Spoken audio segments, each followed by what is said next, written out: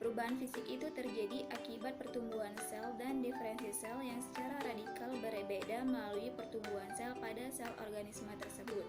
Beberapa hewan yang mengalami metamorfosis biasanya mengalami perubahan habitat atau kelakuan.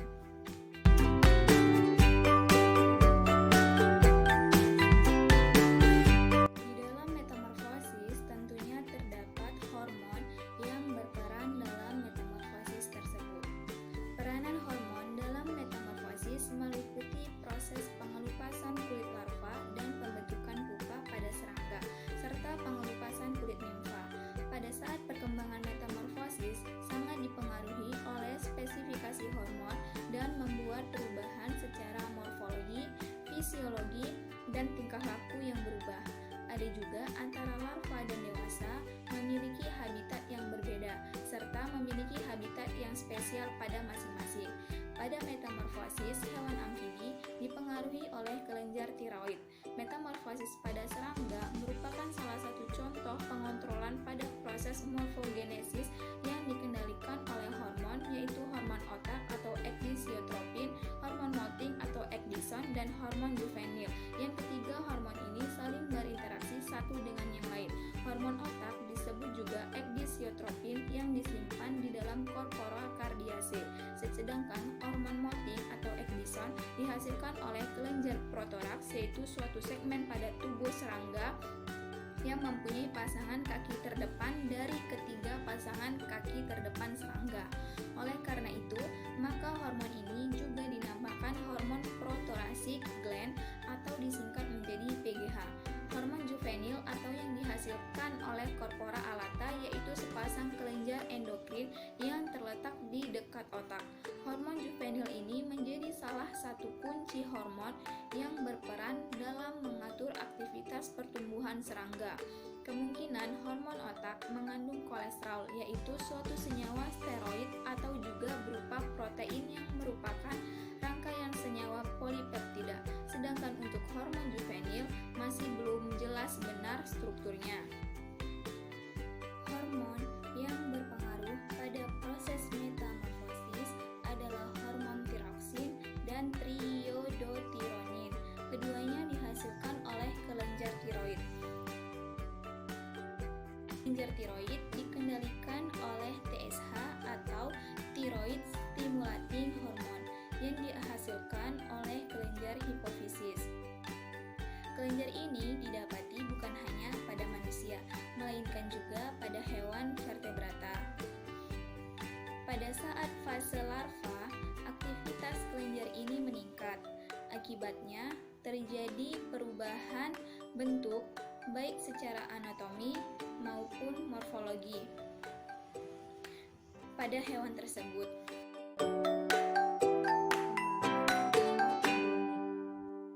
Setelah menetas, hewan akan berkembang menjadi organisme dewasa. Metamorfosis biasanya terjadi pada kelas amfibi dan insekta atau serangga. Amfibi itu pada vertebrata dan insekta itu pada invertebrata. Perkembangan pasca lahir tersebut terjadi secara direct atau langsung dan indirect atau tidak langsung. Dimaksud dengan perkembangan direct atau langsung adalah perkembangan pasca lahir tanpa stadium larva. Pada perkembangan secara langsung, biasanya bayi yang lahir sampai dewasa bentuknya itu sama. Yang membedakan hanyalah ukuran yang lebih kecil atau lebih besar. Bayi tersebut akan mengalami pertumbuhan dan perkembangan pada organ. Contohnya, pada babi hutan, ketika dia kecil sampai dewasa, bentuknya sama seperti gambar ini. Bedanya hanya di ukuran dan karakteristik pada rambutnya yang berbeda. Nah, pada saat baru lahir, karakteristik pada rambutnya ada garis-garis seperti gambar ini. Ketika dewasa, garis-garis tersebut akan hilang, tetapi tidak ada perubahan bentuk yang signifikan. Perkembangan secara langsung ini melibatkan semacam perpanjangan periode pertumbuhan yang mungkin berlangsung dengan lancar dan cepat sekali. Selama periode ini, pada umumnya berlangsung pula perubahan-perubahan proporsi tubuh secara mutasi dan maturasi gonad yang terjadi secara bertahap dan awal perilaku berkembang biak. Hewan-hewan yang melakukan perkembangan secara langsung antara lain dari kelompok mamalia dan aves. Perkembangan pasca lahir yang melalui satu atau lebih stadium larva sebelum mencapai keadaan dewasanya. Perkembangan secara tidak langsung atau indirect artinya perkembangan yang terjadi mulai dari individu bayi ketika lahir, kemudian menjadi larva, kemudian menjadi dewasa, dan itu berbeda, sangat berbeda. Transformasi perubahan dari larva menjadi dewasa itu dinamakan dengan metamorfosis. Di dalam metamorfosis pada larva, sebagian organnya akan hilang ketika menuju ke fase selanjutnya. Contohnya pada kumbang atau ladybird. Pada saat fertilisasi, setelah fertilisasi terjadi adanya telur seperti gambar, kemudian menetas dan membentuk larva seperti gambar. Nah, larva ini beda sekali pada saat dewasa. Kemudian, larva akan berkembang menjadi kepompong seperti gambar ini. Dan kemudian, kepompong tersebut akan menjadi dewasa. Dan kepompong tersebut akan keluar dan menjadi dewasa.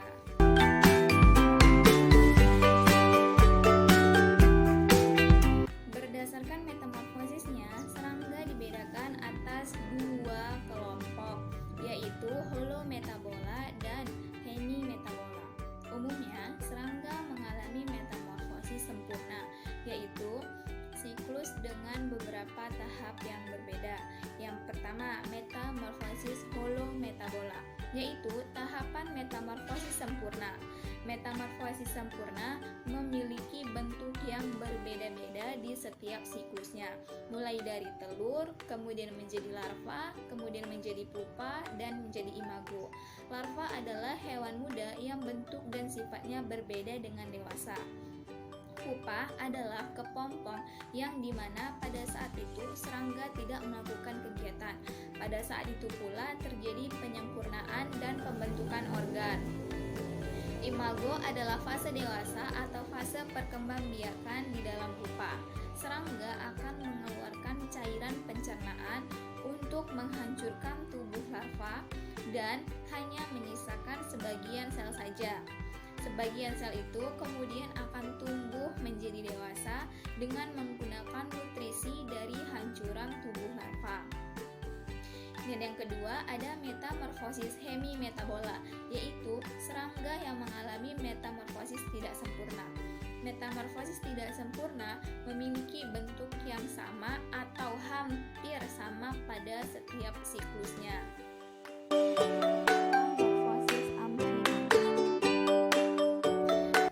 Anura merupakan salah satu ordo amfibi yang dalam tahap perkembangannya mengalami perubahan bentuk dari tahap larva hingga katak dewasa.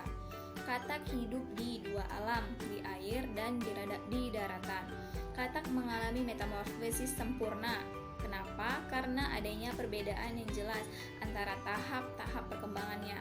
Ada beberapa hal yang berbeda dari daur amfibi pada umumnya. Beberapa spesies salamander tidak perlu bermetamorfosis untuk menjadi dewasa sepenuhnya secara seksual dan hanya bermetamorfosis dalam tekanan kondisi lingkungan tertentu.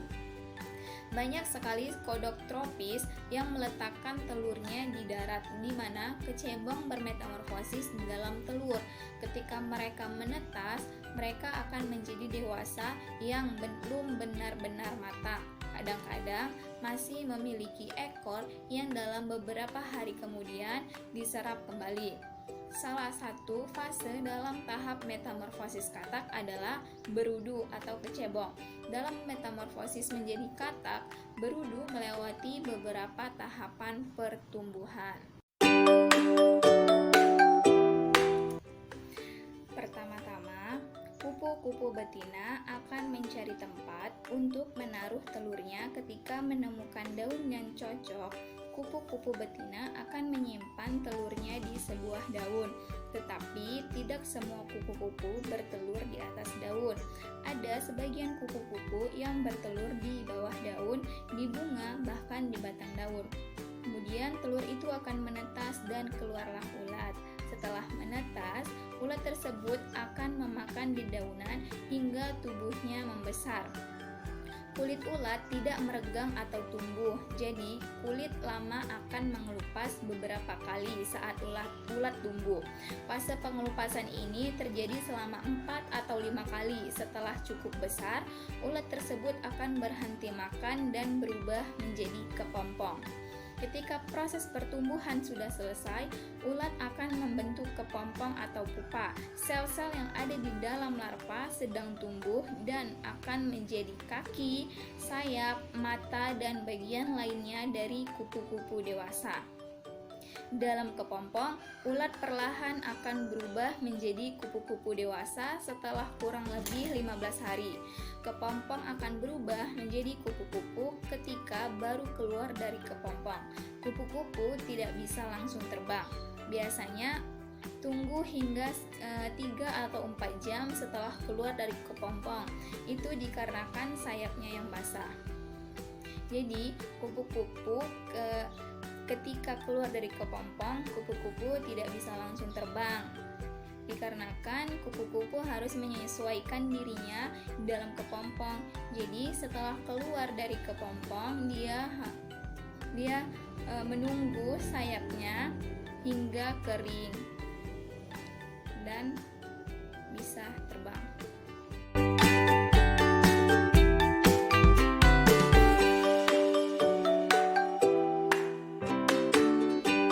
Selanjutnya ada contoh metamorfosis dari katak. Pada awalnya, katak betina dewasa akan bertelur. Katak betina bisa bertelur hingga 4.000 telur sekaligus. Kemudian, telur tersebut akan menetas setelah 10 hari. Proses ini biasanya dilakukan di perairan yang tenang, di mana telur-telurnya bisa berkembang. Telur katak sangat basah dan lembut, sehingga mereka meletakkannya di perairan atau tempat yang sangat basah. Bagi banyak spesies katak, mereka meninggalkan telur-telurnya untuk berkembang biak sendiri. Namun, ada beberapa spesies lainnya, induk katak akan menetap dengan telur-telurnya untuk merawat telur-telurnya tersebut selagi mereka berkembang biak.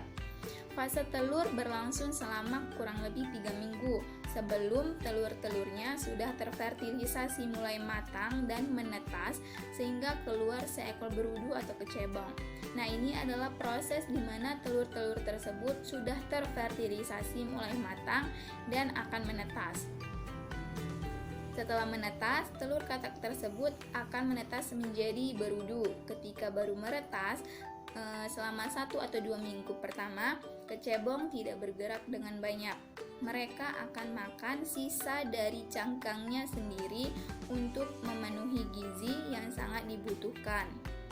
Setelah gizi yang didapatkan dari cangkangnya sudah cukup, mereka akan cukup kuat untuk berenang dengan sendirinya. Kecebong hidup di dalam air sehingga mereka memiliki insang luar yang berbulu untuk bernafas. Setelah berumur 3 minggu, insang berudu akan tertutup oleh kulit. Menjelang umur 8 minggu, kaki belakang berudu akan terbentuk, kemudian membesar ketika kaki depan mulai muncul. Umur 12 minggu, kaki depannya mulai berbentuk. Insang tak berfungsi lagi dan ekornya lama-kelamaan menjadi pendek serta katak bernafas dengan paru-paru.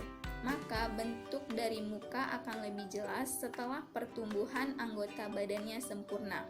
Katak tersebut akan berubah menjadi katak dewasa dan kembali berkembang biak.